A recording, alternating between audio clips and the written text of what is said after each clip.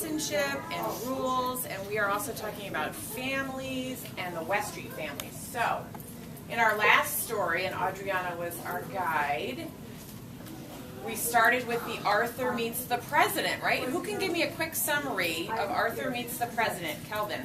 He lost his page and then his sister saved him. That's true. That's what happened at the end. What happened at the beginning of the story, Adriana? At the beginning of the story, he was writing an essay so Yep. he could try to go and get a visit to the president. Right. And then he got nervous because he doesn't know who he wants. Right. Absolutely. So, he ends up winning the contest, and then he gets so nervous and he loses his cards, right? So that's what happens at the end. But he manages, because his sister helps him, so his sister influences his life right there. So his sister ends up helping him, and then he does his speech, and he does a good job, which is great. So now today we're going to read Now One Foot, Now the Other by Tommy DePola. So Tommy DePola is the author and the illustrator. What does that mean? Can I hear from other friends? Michaela. He drew the pictures and he also wrote the story. You're right.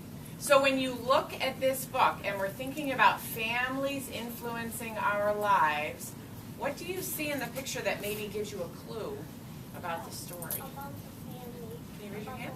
About the thing of the family. You think there's something important about family? Any idea who this is? Let's take a guess. Grandpa, and grandma and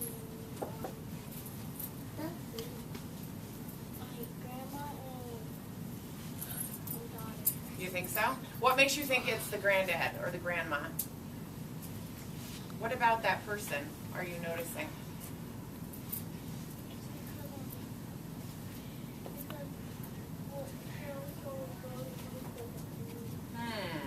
So you think that has to be a grandma and a granddaughter? Because you would only have those two together? Adriana, what do you think? I think that it is a grandpa and a little girl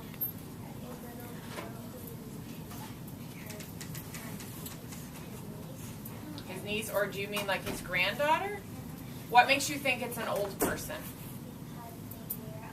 because they lose their hair and they have gray hair Uh-huh. and they wear glasses and they look different when they get older. Okay.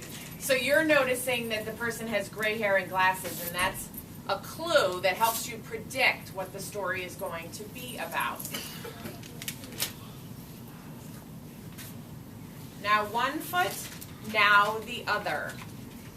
Bobby was named after his best friend, his grandfather, Bob. So is this story about a little girl? No. Baby. There's a boy. Who is it about? A boy. It's about a boy named Bobby. When Bobby was just a baby, his grandfather told everyone, Bobby will be 3 years old before he can say grandpa. So I'm going to have him call me Bob. And Bob was the first word that Bobby said. All right, so one more time. Who's Bob? Bob. Joseph. The grandpa. Bob is the grandpa, and Bobby is the grandson. Bob was the one who helped Bobby learn to walk. Hold on to my hands, Bobby, his grandfather said. Now one foot, now the other. The title. Did you want to make an observation, Adriana? You're noticing? I noticed that the same thing that Bob said is what is the title. Right, that was a good observation. Joseph. Maybe they're gonna see one foot and the other foot in every single page, I think. It's an interesting prediction. We'll have to find out. Let's see. One of the best things Bob and Bobby did was to play with the old wooden blocks that were kept on a shelf in the small sewing room under the front stairs. Is that the garage? Is that the basement? It says under the stairs, the front stairs. So they probably live in a 2-story house, and this is like a little closet under the stairs. Sometimes people put closets in old houses.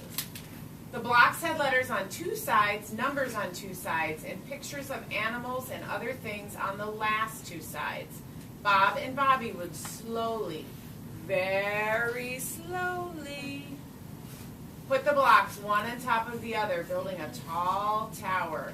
There were 30 blocks.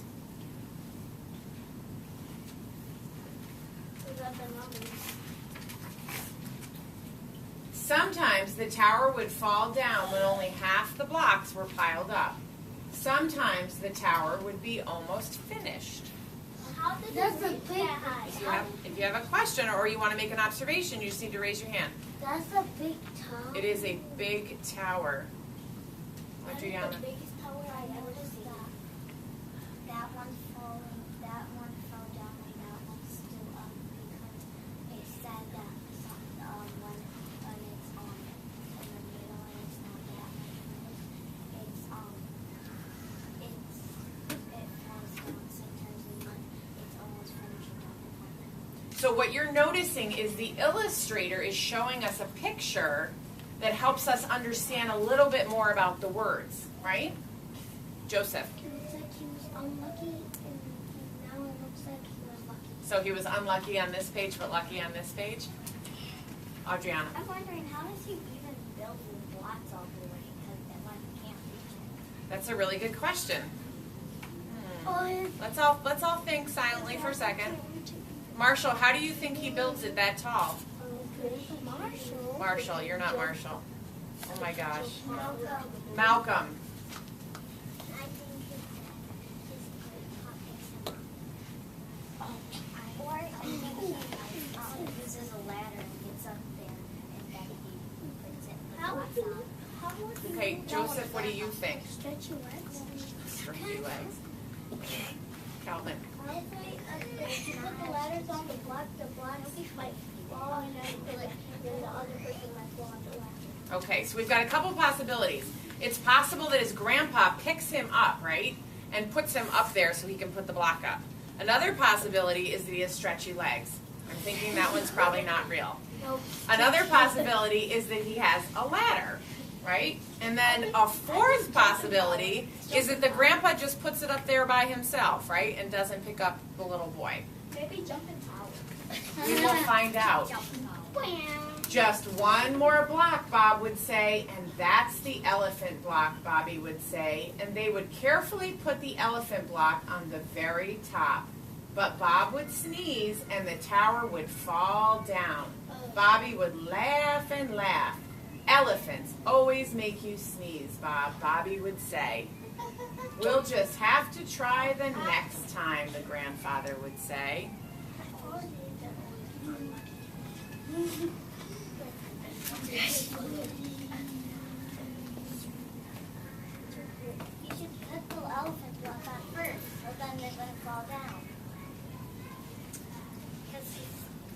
Adriana, are you making an observation? Maybe they put the elephant block down first, and then when they can put all the other blocks down, and then he won't sneeze and it won't fall over. So you think the elephant block really makes the grandfather sneeze? Yeah. And that's why, and so he should do it in a different order? I'm wondering if maybe it's a game they play. Joseph. Maybe if they put all the other blocks, and they put the elephant first, and the little kid themselves that look around, they get the grandpa, so close your eyes because you can't see. Oh, so like hide it from him so he doesn't know? Well, let's see how they solve this problem. His grandfather would tell Bobby how he held, oops, sorry, I missed a page. Then Bob would sit Bobby on his knee and tell him stories. Bob, tell me the story about how you taught me to walk, Bobby would say.